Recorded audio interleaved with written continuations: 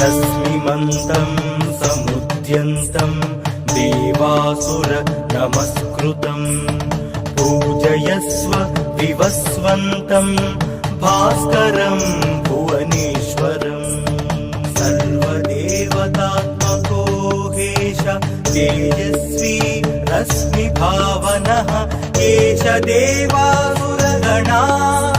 लोकान् पातिहवस्तिभिः एष ब्रह्मश्च विष्णुश्च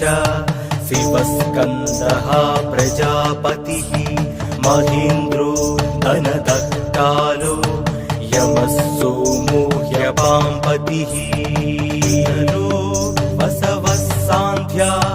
अश्विनौ मारुतो मनुः